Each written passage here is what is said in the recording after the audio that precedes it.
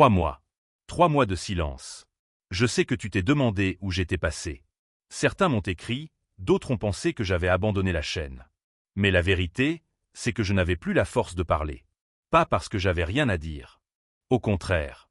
Mais parce que ce que je vivais dans mon couple était tellement lourd que je ne pouvais pas me mettre devant une caméra et faire comme si tout allait bien. Et aujourd'hui, pour la première fois, je vais te raconter ce qui s'est passé. Ce que j'ai traversé. Ce que mon couple a traversé. Et surtout, ce qu'Allah nous a appris à travers cette épreuve. Tu sais, on voit beaucoup de vidéos sur le couple en islam. Des conseils, des rappels, des choses belles. Mais personne ne te montre les nuits où tu restes éveillé à fixer le plafond, à te demander où est passé l'amour. Personne ne te montre ces matins où tu te réveilles à côté de quelqu'un et où tu te sens plus seul que jamais. C'est ça que j'ai vécu. Un silence qui s'est installé dans ma maison. Pas un silence de paix, non. Un silence lourd. Un silence qui crie sans faire de bruit. Et chaque jour, ce silence devenait un mur entre nous. Un mur qu'on ne savait plus comment abattre. Ça a commencé par des petites choses. Des remarques. Des soupirs. Des réponses sèches.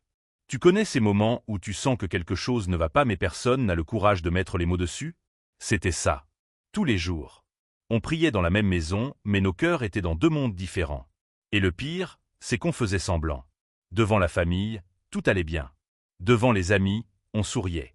Mais une fois la porte fermée, c'était le vide. Un vide immense. Et moi, au lieu de chercher la solution, je me suis enfermé. J'ai fui. J'ai fait la pire erreur qu'un homme puisse faire dans son couple. J'ai fui dans le travail. J'ai rempli mes journées pour ne pas avoir à affronter mes soirées. Je rentrais tard, exprès. Je trouvais des excuses. Et quand elle essayait de me parler, je répondais par des monosyllabes. Oui. Non. D'accord. C'est bon. Tu sais ce que c'est, un couple qui ne communique plus? C'est 2 personnes qui vivent sous le même toit mais qui ont déjà divorcé dans leur cœur. Et wallahi, c'est une des pires douleurs que tu puisses vivre. Parce que tu es marié devant Allah, tu as fait un pacte sacré, mais ton cœur est ailleurs. Ton cœur est dans la fuite. Et la fuite, en islam, ça ne résout jamais rien. Et elle, de son côté, elle portait tout en silence.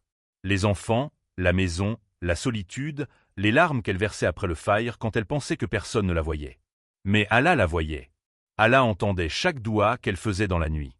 Chaque Ya Rab, guide-le, qu'elle murmurait en posant son front sur le tapis. Et moi, je ne savais même pas. Je ne savais pas qu'elle se battait seule pour notre couple pendant que moi je fuyais. Il y a un hadith dans lequel le prophète nous dit que le meilleur d'entre nous est celui qui est le meilleur avec sa famille. Et à ce moment-là, j'étais le pire. Un soir, tout a basculé. On s'est disputé. Pas comme d'habitude. Cette fois, c'était différent. Les mots qui sont sortis ce soir-là étaient des mots qu'on ne peut pas reprendre. Tu sais, la langue, le prophète nous a avertis sur son danger. Il a dit que la plupart des gens entreront en enfer à cause de leur langue. Et ce soir-là, ma langue a fait des ravages. J'ai dit des choses que je ne pensais pas. Elle a dit des choses qu'elle ne pensait pas. Et après cette dispute, le silence qui est tombé n'était plus le même qu'avant. C'était un silence de mort. Le silence d'un couple qui pense que c'est fini. Que c'est terminé. Cette nuit-là, j'ai dormi dans le salon. Et pour la première fois de ma vie, j'ai ressenti ce que c'est de perdre quelqu'un qui est encore là. Elle était à quelques mètres de moi, derrière un mur, mais c'était comme si un océan nous séparait. Et dans ce silence, dans cette obscurité, quelque chose s'est passé. Mon ego a commencé à se fissurer. Pas d'un coup. Dousement. Comme un mur qui craque sous le poids de la vérité. Et la vérité, c'est que j'avais tort. La vérité, c'est que j'avais négligé le plus beau cadeau qu'Allah m'avait donné. Mon foyer. Ma femme. Ma famille. Et je l'ai réalisé seul, dans le noir. Le lendemain, au lieu d'aller au travail, je suis allé à la mosquée. Je ne sais même pas pourquoi. Mes pieds m'ont porté là-bas tout seul. Et quand je suis entré, il n'y avait presque personne. Juste moi, le silence et la présence d'Allah. Je me suis assis dans un coin et j'ai fait quelque chose que je n'avais pas fait depuis longtemps. J'ai pleuré. J'ai pleuré devant Allah comme un enfant qui revient vers son père après avoir fait une bêtise. Et j'ai dit, « Ya Rab, je ne sais plus quoi faire. Mon couple se brise. Ma femme souffre. Yessaoufre. Guide-moi. » Et wallahi, cette doua a changé ma vie. Après cette prière, j'ai ouvert le Coran. Et la première page sur laquelle mes yeux se sont posés contenait ce verset magnifique où Allah dit qu'il a créé entre les époux de l'amour et de la miséricorde. Mawada warama. Et ce verset, je l'avais lu 100 fois avant. Mais ce jour-là, c'était comme si je le lisais pour la première fois. Comme si Allah me parlait directement. Il me disait, l'amour dans le couple, ce n'est pas quelque chose que tu ressens passivement. C'est quelque chose que tu construis activement. La miséricorde, ce n'est pas un sentiment. C'est un choix. Un choix que tu dois faire chaque jour pour ton épouse. Chaque matin. Chaque soir. Ce jour-là, j'ai pris une décision. Je n'allais plus fuir. Je n'allais plus me cacher derrière mon travail, mon téléphone, mon ego. J'allais affronter la vérité. Et la vérité, c'était que j'avais été un mauvais époux. Pas parce que je ne l'aimais pas, mais parce que je ne savais pas comment aimer. Personne ne nous apprend ça. On nous dit « Marie-toi, c'est la moitié de ta religion ». Mais personne ne te dit comment faire vivre cette moitié. Personne ne t'apprend à écouter, à demander pardon, à mettre ton ego de côté, à choisir la paix plutôt que d'avoir raison. Et c'est là que j'ai commencé mon vrai travail. La première chose que j'ai faite en rentrant à la maison, c'est quelque chose de simple mais qui m'a demandé tout mon courage. J'ai posé mon téléphone. Je me suis assis devant elle. Et je lui ai dit « Je suis désolé ».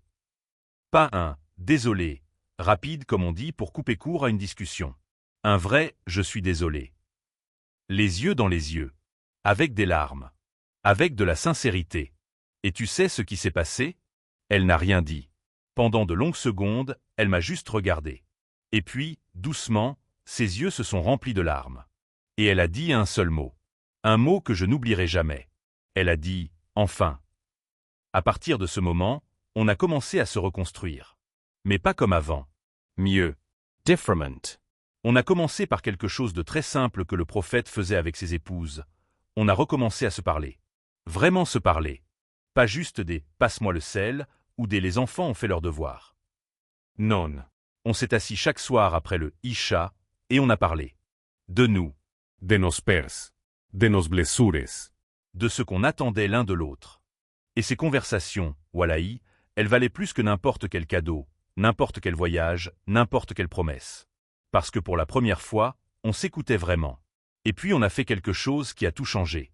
On a commencé à prier ensemble. Pas juste à côté l'un de l'autre. Ensemble. Tu sais, quand un homme et une femme font un qiyam al-layl ensemble, quand ils se lèvent la nuit pour prier devant Allah, il se passe quelque chose de magique. Le prophète a encouragé les époux à se réveiller mutuellement pour la prière de nuit. Et quand tu en sujoues à côté de la personne que tu aimes, que vous demandez ensemble à Allah de bénir votre foyer, wallahi, aucune dispute ne résiste à ça.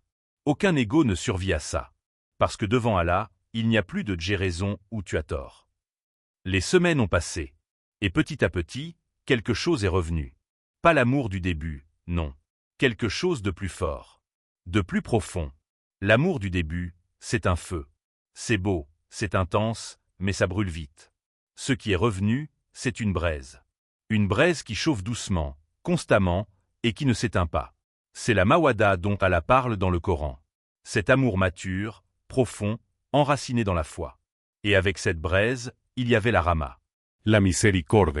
Cette capacité à regarder l'autre avec ses défauts et à choisir de l'aimer quand même. Non pas malgré ses imperfections, mais avec elle. C'est ça le vrai mariage. Pendant ces 3 mois, j'ai aussi appris quelque chose de fondamental que je veux partager avec toi. La plupart des couples musulmans ne se séparent pas à cause d'un gros problème. Ils se séparent à cause de 1000 petits problèmes qu'ils n'ont jamais résolus. Un regard méprisant ici. Un manque de reconnaissance là. Tu ne fais jamais rien, par là. Ces petites blessures, elles s'accumulent. Comme des gouttes d'eau sur une pierre. Et un jour, la pierre se fend. Le prophète nous a appris que les petits actes de bonté comptent énormément. Un sourire à ton épouse, c'est une sadaka. Lui dire un mot doux, c'est une adoration. Et il y a une erreur que je faisais, que beaucoup d'hommes font, et que je veux qu'on arrête aujourd'hui. On pense que ramener un salaire à la maison suffit. Que payer les factures, c'est être un bon mari.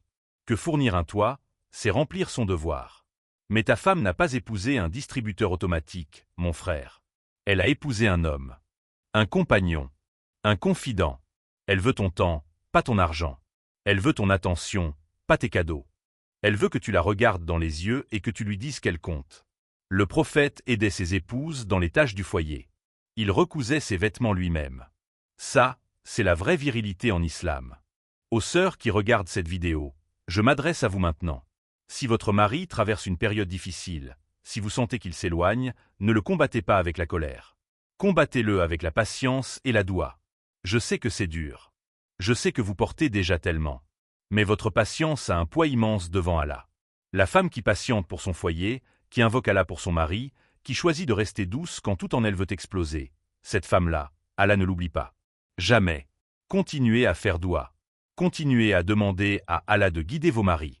Parce que ces douas, wallahi, elles arrivent. Parfois tard. Mais elles arrivent toujours. Aujourd'hui, 3 mois plus tard, mon couple n'est pas parfait. Et je ne vais pas te mentir en te disant que tout est rose. Mais il est vivant. Il respire. Il grandit. On se dispute encore parfois, oui. Mais maintenant, on sait comment revenir l'un vers l'autre. On sait comment demander pardon. On sait comment écouter. Et surtout, on sait que notre couple ne nous appartient pas. Il appartient à Allah. Et tant qu'on le place sous sa protection, tant qu'on met le Coran et la Sunna au centre de notre foyer, aucune tempête ne pourra nous détruire. Les tempêtes viendront, c'est certain. Mais avec Allah, on ne coulera pas. Si tu regardes cette vidéo et que ton couple est en difficulté, je veux que tu retiennes 3 choses. Premièrement, ne fuis jamais. Affronte le problème avec courage, avec foi, avec humilité. Duximent. Communique. Parle. Ecote. Le silence est l'ennemi numéro 1 du couple. Et troisièmement, mets Allah au centre de ton foyer. Prie avec ton conjoint. Lis le Coran ensemble. Faites des douas ensemble. Parce que quand Allah est dans ton couple, la baraka suit. La paix suit. L'amour suit. Et si toi tu traverses cette épreuve en ce moment, sache que tu n'es pas seul. On est des milliers à vivre ça. Et on peut s'en sortir. Ensemble. Bi'itnillah. Avant de terminer, je veux te remercier. Merci d'avoir regardé cette vidéo jusqu'ici. Merci de faire partie de cette communauté. Et surtout, merci de te soucier de ton couple. Parce que dans un monde qui pousse à la facilité, au divorce rapide, à l'individualisme, toi tu es là, en train de chercher comment faire mieux. Et ça, c'est déjà un acte de foi. Je fais doua pour chacun d'entre vous. Que Allah mette la sakina dans vos foyers. Qu'il guérisse les cœurs blessés. Qu'il rapproche ceux qui se sont éloignés. Et qu'il fasse de vos couples une lumière dans ce monde. Amine. On se retrouve bientôt. Bi'itnillah. Dis-moi en commentaire, est-ce que toi aussi tu as déjà vécu ce silence dans ton couple? Ce silence qui détruit sans faire de bruit? Quelle est la chose qui a sauvé ton couple? Ou si tu es célibataire, qu'est-ce que tu retiens de cette vidéo pour ton futur mariage? Écris-le en commentaire. Si tu devais donner un seul conseil à un couple musulman en difficulté, ce serait quoi? Partage-le en commentaire. Ton conseil peut sauver un foyer. Si tu connais quelqu'un dont le couple traverse une tempête en ce moment, envoie-lui cette vidéo. Pas demain. Maintenant. Parce que parfois, une seule vidéo peut être le déclic qu'Allah a prévu pour sauver un foyer.